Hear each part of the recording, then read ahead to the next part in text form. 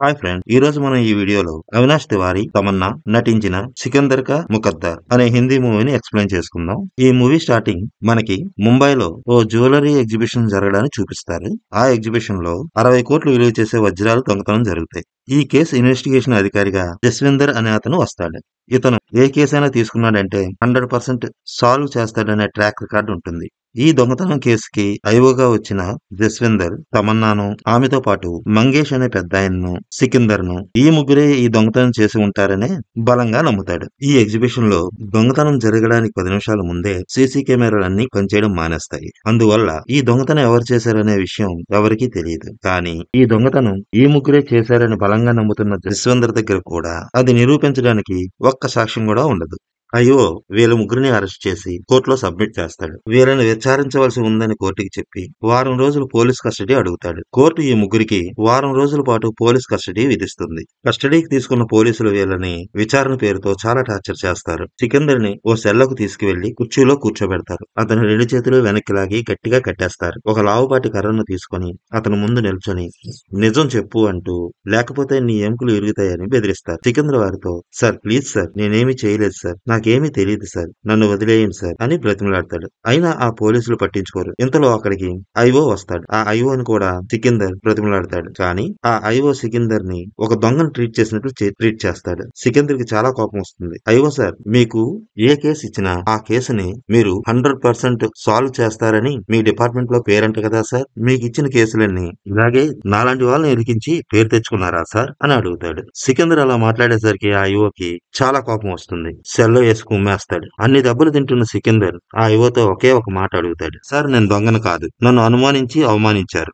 ఎప్పటికైనా మీరు చేసిన తప్పని మీరు తెలుసుకుంటారు. అలా మీరు మీ తప్పు తెలుసుకున్న రోజున నా ముందు తల ఉంచుకొని సారీ చెప్తారా, అలా అని ప్రామిస్ చేయండి అంటాడు. సికిందర్ మాటలకి అయ్యో అక్కడి నుంచి ఏం మాట్లాడకుండా వెళ్లిపోతాడు. పక్కనే ఉన్న ఇంకో సెల్లో తమన్నాను కూడా చాలా టార్చర్ చేస్తారు. తనకు కూడా ఏమీ తెలియదని ఆ పోలీసుల్ని బ్రతిమలాడుతుంది. నన్ను వదిలేయండి అని వేడుకుంటుంది. కానీ అక్కడున్న పోలీసులు మాత్రం వాళ్ళ మాటలను ఏమాత్రం నమ్మకుండా వాళ్ళని టార్చర్ చేస్తూనే ఉంటారు. వారం గడిచిపోతుంది.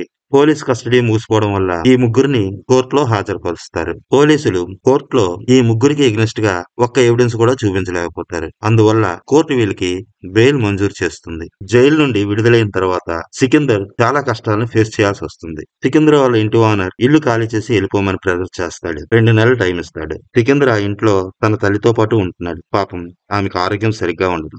కంప్యూటర్ ఆపరేటర్ గా ఏదో చిన్న ఉద్యోగం చేసుకుంటున్న మన సికిందర్ ఇప్పుడు ఆ ఉద్యోగం కూడా ఉండదు. తన క్లయింట్లు సికిందర్ ని కనీసం వాళ్ళ కంపెనీలో కూడా రానివ్వరు. గేట్ బయటే సెక్యూరిటీ చేత ఆపించేస్తారు. అతను రావాల్సిన బ్యాలెన్స్ అమౌంట్ గురించి ఏమైనా మాట్లాడాలనుకుంటే ఫోన్ లోనే మాట్లాడమని సెక్యూరిటీ ద్వారానే చెప్పించేస్తారు. పాపం ఆ కంపెనీ గేట్ దగ్గర నుంచే బయటకు పంపించేస్తారు. సికిందర్ డబ్బుల కోసం చాలా ఇబ్బందులు పడతాడు. తెలిసిన వాళ్ళని మనీ అడ్జస్ట్ చేయమని అప్పుగా అడుగుతాడు. కానీ వాళ్ళ సికిందర్ తో, నువ్వు బెయిల్ మీద వచ్చావు, ఎప్పుడు తిరిగి జైలుకి వెళ్ళిపోతావో నీకే తెలియదు, నిన్ను నమ్మి ఎలా అమౌంట్ ఇవ్వమంటావు అని సికిందర్ ని అడుగుతారు. ఇక సికిందర్ ప్రేమించిన అమ్మాయి విషయానికి వస్తే ఆ అమ్మాయి కూడా సికిందర్ కు దూరమై వేరే అబ్బాయితో పెళ్లి చూపులకు రెడీ అయిపోతుంది. ఇలాంటి కష్టాలన్నీ ఒకవైపు సికిందర్ ని చుట్టుముడుతుంటే ఇంకోవైపు కోర్టు వాయిదాలతో ఇబ్బంది పడుతూ ఉంటాడు. తమన్నా, మంగేష్, సికిందర్ ఈ ముగ్గురికి ఆ రోజు కోర్టు వాయిదా వస్తుంది. జడ్జి గారు ఈ కేసును 3 నెలలకు వాయిదా వేస్తారు. సికిందర్ ఇంకా లాయర్ ఫీజు చెల్లించలేదు. అందుకని లాయర్ అతన్ని నీ ఫీజు ఎప్పుడు చెల్లిస్తావని అడుగుతూ ఉంటారు. సికిందర్ తొందరలోనే అమౌంట్ అడ్జస్ట్ చేస్తానని ఆ లాయర్ ని బ్రతిమాలుతూ ఉంటాడు. లాయర్ అందుకు ఒప్పుకోడు. ఇలా వీళ్ళిద్దరి మధ్య జరుగుతున్న సంఘర్షణని తమన్నా చూసి సికిందర్ పరిస్థితిని అర్థం చేసుకుంటుంది. తమన్నా అతనికి మనీ హెల్ప్ చేస్తుంది. సికిందర్ ఆమెకు థ్యాంక్స్ చెప్తాడు. తర్వాత తమన్నా, సికిందర్లు ఒక చోట కూర్చొని మాట్లాడుకుంటారు. ఒకరి గురించి ఒకరు పరిచయం చేసుకుంటారు. తమన్నాకి ఇదివరకే పెళ్ళయింది. ఒక బాబు కూడా ఉన్నాడు. కానీ ప్రస్తుతం తన భర్త వేరే అమ్మాయిని చూసుకుని ఆమెతో పాటు వెళ్ళిపోయాడు. తమన్నా ఇప్పుడు తన కొడుకుతో ఒంటరిగా ఉంటుంది. ఆమెకు తోడుగా తన చెల్లి కూడా తమన్నాతోనే ఉంటుంది. సికిందర్ తమన్నాతో ఇలా అంటాడు, ఆ రోజు యాక్చువల్ గా నేను వేరే చోటికి వెళ్లాల్సిన పని ఉంది. లాస్ట్ మినిట్ లో క్యాన్సిల్ చేసుకున్నాను. ఇక్కడ జరుగుతుంది చాలా పెద్ద ఈవెంట్ కదా, ఎక్కడా పొరపాట్లు జరగకూడదని నేను భావించాను. ఆ ఈవెంట్ ముందు రోజే అక్కడ ఉన్న సిస్టమ్స్ లో నేను ఏవీలను ఇన్స్టాల్ చేశాను. వాటిని ఒకసారి క్రాస్ చెక్ చేసుకుందామని ఆ రోజు ఆ ఎగ్జిబిషన్ కు రావాల్సి వచ్చింది. నాది ఏం తలరాతో కదా నాకు ఇలా జరిగింది జరిగింది అని బాధపడతాడు. అతని మాటలు విన్న తమన్నా అతన్ని ఓదారుస్తుంది. ఏం బాధపడద్దు, అంతా మంచే జరుగుతుంది అని అంటుంది. ఆ రోజు నుండి వీరిద్దరి మధ్య పరిచయం బాగా పెరుగుతుంది. రోజులో ఏదో ఒక టైంలో ఎక్కడో ఒక చోట ఇద్దరు కలుసుకుని మాట్లాడుకుంటూ ఉంటారు. ఇలాంటి సమయంలోనే సికిందర్ వాళ్ళ అమ్మ అనారోగ్యంతో చనిపోతుంది. తరువాత సికిందర్ ఆ ఇల్లు ఖాళీ చేసి తమన్నా ఉన్న ఫ్లాట్ లోకి వచ్చి ఆమెతో పాటే ఉంటాడు. కొన్నాళ్లకు ఇద్దరు పెళ్లి చేసుకుంటారు. సికిందర్ కి తెలిసిన అతను ఆగ్రాలో సికిందర్ కి ఓ జాబ్ చూస్తాడు. సికిందర్ తన ఫ్యామిలీని తీసుకుని ఆగ్రా వెళ్ళిపోతాడు. ఇక్కడ నుండి ఈ కథ 15 సంవత్సరాల ముందుకు జరుగుతుంది. ఇక్కడ మనకు బాగా తాగి ఉన్న ఇన్స్పెక్టర్ జస్వందర్ ని చూపిస్తారు. అతను 6 నెలలుగా సస్పెండ్ లో ఉన్నాడు.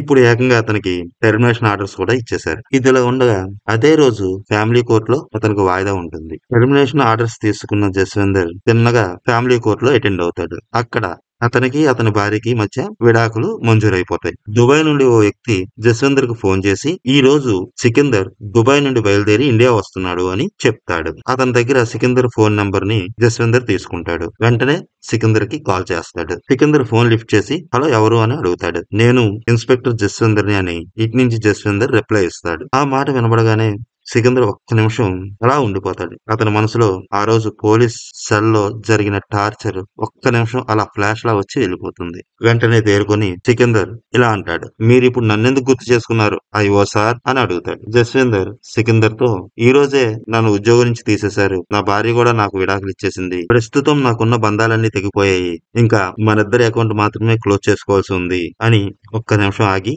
సికిందర్ నువ్వే రైట్, నేను రాంగ్. నువ్వు ఆ దొంగతనం చేయలేదు. I'm sorry. నేను నీకు సారీ చెప్పడానికి ఫోన్ చేశాను అంటాడు. ఆ మాట వినగానే సికిందర్ చాలా ఎమోషనల్ అయిపోతాడు. జస్విందర్ తో ఆ రోజు మీరు నన్ను నిర్దాక్షిణ్యంగా కొడుతున్నప్పుడు నేను మీతో అన్న మాటలు గుర్తున్నాయా సార్ అని జస్విందర్ ని అడుగుతాడు. ఆ రోజు సికిందర్ అన్న మాటల్ని జస్విందర్ గుర్తు తెచ్చుకుంటాడు. సార్ నేను దొంగను కాదు. ఎప్పటికైనా మీరు చేసిన తప్పని తెలుసుకుంటారు. అప్పుడు మీరు నా ముందు తల వంచుకొని సారీ చెప్తారా అనే మాటలు జస్విందర్ కు గుర్తొస్తాయి. వెంటనే సికిందర్ తో అలాగే చేస్తాను. నా అడ్రస్ పంపిస్తున్నా, ఇండియాకి వచ్చాక నన్ను కలు అని చెప్పి ఫోన్ కట్ చేస్తాడు. ఇండియాకి వచ్చిన సికిందర్ ఇంటికి వెళ్లకుండా ఎయిర్పోర్ట్ నుంచి డైరెక్ట్ గా జస్విందర్ చెప్పిన అడ్రస్ కి వెళ్తాడు. అక్కడ జస్విందర్ ని కలుస్తాడు. మీరు చెప్పాల్సిన మాటలు చెప్పేస్తే నేను ఇంక బయలుదేరుతాను అని జస్విందర్ తో అంటాడు. జస్విందర్ సికిందర్ తో నేనే నీ జీవితాన్ని నాశనం చేశానని నువ్వు నమ్ముతున్నావా అని అడుగుతాడు. అవును అంటాడు సికిందర్. మన ఇద్దరు జీవితాలు నాశనం అవడానికి కారణం నేనే. నువ్వు కోరుకున్నట్లే నేను నిన్ను క్షమాపణ అడుగుతాను. కానీ నేను ఇవన్నీ ఎందుకు చేశానో నీకు తెలియకపోతే నా క్షమాపణకు అర్థం ఉండదు. నువ్వు ఫ్యామిలీతో పాటు ముంబై వదిలేసి వెళ్లిపోయిన తర్వాత ఏం జరిగిందో నాకు చెప్పు. అసలు ఏం జరిగిందనేది అప్పుడు నేను నీకు చెప్తాను అంటాడు జస్వందర్. సికిందర్ తను ముంబై వదిలేసి ఫ్యామిలీతో కలిసి ఆగ్రా వెళ్ళాక ఏం జరిగిందనేది జస్వందర్ కి చెప్తాడు. ఆగ్రా వచ్చిన సికిందర్ తమన్నాలు వారి కొత్త లైఫ్ ని స్టార్ట్ చేస్తారు. తనకి జాబ్ ఇచ్చిన కంపెనీ ఓనర్ కూడా చాలా మంచి వ్యక్తి. కంపెనీ ఓనరే ఇతనికి ఇల్లు కూడా అరేంజ్ చేస్తాడు. వీళ్ళ లైఫ్ 2 సంవత్సరాల పాటు హ్యాపీగా సాగిపోతుంది. 2 సంవత్సరాల తర్వాత వీళ్ళకి కోర్టు నుండి సమన్లు వస్తాయి. ముంబై కోర్టులో వాయిదాకి అటెండ్ అవుతాడు సికిందర్. ఈ కేసులో ఐఓ ఎటువంటి సాక్ష్యాలు చూపించని కారణంగా కేసును కొట్టేసి ఐఓని కోర్టు మందలిస్తుంది. తీర్పు కాపీని పోలీస్ కమిషనర్ ఆఫీసుకు కూడా పంపిస్తుంది. తమపై ఉన్న కేసుని కోర్టు కొట్టేయడంతో సికిందర్ ముంబైలో ఉన్న తన స్నేహితులకి ఈ కేసును వాదించిన లాయర్ కి ఆ రోజు పార్టీ ఇస్తాడు. అదే రోజు తిరిగి ఆగ్రా బయలుదేరిపోతాడు. ఇంటికి వచ్చిన సికిందర్ కి తమన్నా అనారోగ్యంగా నీరసంగా కనిపిస్తుంది. ఆమెను వెంటనే హాస్పిటల్ తీసుకెళ్లి చూపిస్తాడు సికిందర్. అక్కడున్న డాక్టర్లు ఈమెను హాస్పిటల్లో అడ్మిట్ చేయడం మంచిదని సలహా ఇస్తారు. సికిందర్ దగ్గర ప్రస్తుతం ఆమెను హాస్పిటల్లో అడ్మిట్ చేయడానికి కావాల్సిన డబ్బులు ఉండవు. ఆ విషయాన్ని అక్కడున్న డాక్టర్లకు చెప్పి 2-3 రోజుల్లో అమౌంట్ అడ్జస్ట్ చేస్తాను, అంతవరకు మా మిస్సెస్ ని మీ హాస్పిటల్ అడ్మిట్ చేసుకోండి అని డాక్టర్ ని రిక్వెస్ట్ చేస్తాడు. డాక్టర్ కూడా సరే అంటారు. ఇంట్లో పిల్లలు ఒంటరిగా ఉన్నారని వాళ్ళని చూసుకోవడం కోసమని సికిందర్ తొందరగా ఇంటికి వస్తాడు. ఇంటి బయట అరుగు మీద ఇద్దరు పిల్లలు కూర్చొని ఉండడాన్ని సికిందర్ చూసి వాళ్ళ దగ్గరికి వచ్చి ఏం జరిగిందని అడుగుతాడు. అంకుల్ మమ్మల్ని ఇంటి నుంచి బయటకు పంపించేశాడు అని వాళ్ళు సికిందర్ తో అంటారు. సికిందర్ ఇంటి తలుపులు కొడతాడు. వాళ్ళ కంపెనీ ఓనర్ ఇంటి లోపల నుంచి బయటకు వస్తాడు. పిల్లల్ని ఎందుకు బయటికి గెంటేశారని సికిందర్ అతన్ని అడుగుతాడు. అప్పుడు అతను నువ్వు ఒక దొంగవి, నీకు వచ్చిన కోర్టు సమన్స్ ని నేను ఇప్పుడే చూశాను. నీలాంటి వాడు నా ఇంట్లో ఉండకూడదు. నేను నిన్ను జాబ్ నుండి కూడా తీసేశాను. నీకు రావాల్సిన బ్యాలెన్స్ శాలరీ డబ్బులు కూడా తీసుకొని ఇక్కడి నుంచి వెళ్ళిపో అని అతని శాలరీ బ్యాలెన్స్ అమౌంట్ కూడా అతనికి ఇచ్చేసి అక్కడి నుంచి పంపించేస్తాడు. సికిందర్ ఆ ఇద్దరు పిల్లల్ని తీసుకొని సత్రానికి వెళ్లిపోతాడు. పిల్లల్ని అక్కడుంచి తన దగ్గరున్న డబ్బులతో తమన్నాను చేర్పించిన హాస్పిటల్‌కి బయలుదేరతాడు. దారి మధ్యలో కొందరు దుండగులు సికిందర్‌పై దాడి చేసి అతని దగ్గరున్న డబ్బులన్నీ లాక్కొని పారిపోతారు. తన దగ్గరున్న కాస్త డబ్బులు పోయేసరికి సికిందర్‌కి ఎక్కడలేని నీరసం వచ్చేస్తుంది. అక్కడే అలాగే కూలబడిపోతాడు. చాలా బిగ్గరగా ఏడుస్తూ కుమిలిపోతాడు. ఏం చేయాలో తెలియని స్థితిలో ఇక ఆత్మహత్యే శరణ్యం అనుకొని నదిలో దూకి చనిపోవాలనుకుంటాడు. మళ్ళీ గుండె రాయి చేసుకొని వచ్చిన సమస్యల్ని ధైర్యంగా ఎదుర్కోవాలని ఓ నిశ్చయానికొచ్చి ఆ ప్రయత్నం మానుకుంటాడు. తర్వాత రోజు తన ఫ్రెండ్‌కి ఫోన్ చేసి హెల్ప్ అడుగుతాడు. అతను సికిందర్‌కి దుబాయ్‌లో జాబ్ చూస్తాడు. సికిందర్ దుబాయ్ వెళ్ళిపోయి ఆ జాబ్‌లో జాయిన్ అయిపోతాడు. నేను దుబాయ్ ఎళ్ళాక మేము ఆర్థికంగా బాగానే నిలదొక్కుకున్నాం. అక్కడ కంపెనీతో నా కాంట్రాక్ట్ ముగియడంతో నేను ఇండియా వచ్చాను అని జరిగిందంతా జస్వందర్‌కి చెప్తాడు సికిందర్. ఇదంతా విన్న జస్వందర్ సికిందర్‌తో మీకు బెయిల్ వచ్చి జైలు నుండి బయటికి వెళ్ళిపోయిన తర్వాత నేను నా మనుషులతో మీపై నిఘా ఉంచాను. నీ చుట్టూ ఉన్నవారు ఎవరూ నీకు సహాయం చేయకుండా చేశాను. అలా చేస్తే ఆ ఇబ్బందులు తట్టుకోలేక డైమండ్స్ ని బయటికి తీస్తావని నేను అనుకున్నాను. కానీ నువ్వు అలా చేయలేదు. తమన్నా ఒకసారి దొంగతనం చేయడం నేను కనిపెట్టేశాను. ఆమెను అరెస్ట్ చేస్తానని బెదిరించాను. తను నాతో ఆర్థిక ఇబ్బందులు తట్టుకోలేక తప్పని పరిస్థితిలో ఈ ఒక్క తప్పే చేశాను వదిలేయండి అని చాలా ప్రాధేయపడింది. అప్పుడే నేను ఆమెతో ఓ డీల్ కుదుర్చుకున్నాను. అదేంటంటే ఆమె నీకు దగ్గర అవ్వాలి. నీ ప్రతి మూమెంట్ ని మాకు తెలియజేయాలి. అలా చేస్తేనే నిన్ను విడిచిపెడతానని నేను తమన్నా కండిషన్ పెట్టాను. ఆమె అందుకే నీకు దగ్గరయ్యింది. అయితే తర్వాత మీ ఇద్దరు పెళ్లి అయిపోవడం, మీరు ఇక్కడి నుంచి వెళ్ళిపోవడం, తమన్నా నుండి కూడా ఎటువంటి ఇన్ఫర్మేషన్ రాకపోవడంతో నాకు పట్టుదల మరీ పెరిగింది. దొంగతనం నువ్వే చేసి ఉంటావని నేను బలంగా నమ్మాను. అందుకే నువ్వు ఎక్కడున్నావో కనుక్కొని ఆగ్రాలో ఉన్నావని తెలుసుకొని అక్కడికి సమన్లు కూడా పంపించాను. అయితే లక్కీగా కోర్టు మీ కేసు కొట్టేయడంతో నువ్వు ఫ్రీ అయిపోయావు. హ్యాపీగా ఎంజాయ్ చేశావు. అది చూసి నాకు నీ మీద కోపం చాలా ఎక్కువైపోయింది. అందుకే నీపై ఉన్న ఈ కేసు గురించి మీ కంపెనీ ఓనర్‌కి నేనే ఫోన్ చేసి చెప్పాను. ఆ రోజు రాత్రి నీపై దాడి చేసి నీ దగ్గరున్న డబ్బుల్ని లాక్కొని పారిపోయింది నా మనుషులే. ఆ రోజు నువ్వు సూసైడ్ చేసుకోవడానికి వెళ్ళినప్పుడు నేను నీ వెనకాతలే ఉన్నాను. నిన్నెప్పుడూ ఓ కంట కనిపెడుతూనే ఉన్నాను. ఎందుకంటే అన్ని ఇబ్బందుల్లోనైనా నువ్వు ఏదో ఒక క్షణంలో డైమండ్స్ ని బయటకు తీస్తావని. ఎందుకంటే నేను పూర్తిగా నమ్మాను నువ్వు ఈ దొంగతనం చేశావని. నువ్వు దుబాయ్ వెళ్ళాక కూడా నీ మీద ఓ కన్నేసి ఉంచాను కానీ ఏ రోజు నువ్వు డైమండ్స్ బయటికి తీయలేదు. దానర్థం నువ్వు ఆ దొంగతనం చేయలేదని. అందుకే ఇప్పుడు నేను నీకు చెప్తున్నా, నువ్వు కోరుకునేలా చెప్తున్నా. ఐఎమ్ వెరీ సారీ అంటాడు జస్విందర్. జస్విందర్ చెప్పిన మాటలన్నీ విన్నాక సికిందర్ చాలా ఎమోషన్ అవుతాడు. జస్విందర్ దగ్గరగా వచ్చి లాగిపెట్టి ఒక్కటి పీకుతాడు. తర్వాత అక్కడి నుంచి వెళ్ళిపోతాడు. ఇంటికి వచ్చిన సికిందర్‌ని చూసి తమన్నా ఆప్యాయంగా రిసీవ్ చేసుకుంటుంది. తమన్నాని సికిందర్ తన ఎదురుగా కూర్చోబెట్టుకొని తను జస్విందర్‌ని కలిసిన విషయాన్ని, అతను తన గురించి చెప్పిన విషయాన్ని, జస్విందర్ తనకు సారీ చెప్పిన విషయాన్ని, అలాగే నీ గురించి కూడా నాతో జస్విందర్ చెప్పాడు అని అంటాడు. ఇంకా మనం కలిసి ఉండడం కరెక్ట్ కాదు. నీకేం కావాలో చెప్పు.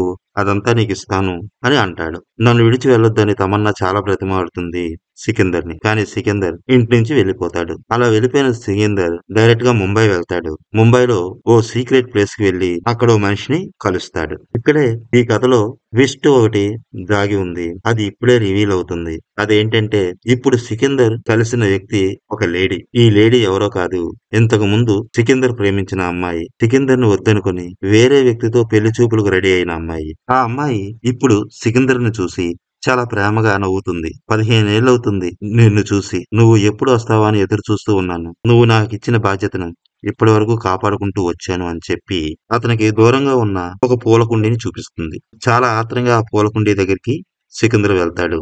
అందులో దాచిపెట్టిన వజ్రాలను చూసుకుంటాడు. ఆ పూల కుండీని తీసుకొని బస్సులో తిరుగు ప్రయాణం అవుతాడు. అయితే అతన్నే వెంబడిస్తూ వస్తున్న జస్విందర్ సికిందర్ ని రెడ్ హ్యాండెడ్ గా పట్టేసుకుంటాడు. నాకు తెలుసు నేనెప్పుడూ రాంగ్ కాదని. కానీ నువ్వు కూడా తక్కువైనడు కాదు. నా చేత సారీ చెప్పించుకునేంత వరకు ఈ వజ్రాలను బయటికి తీయలేదు.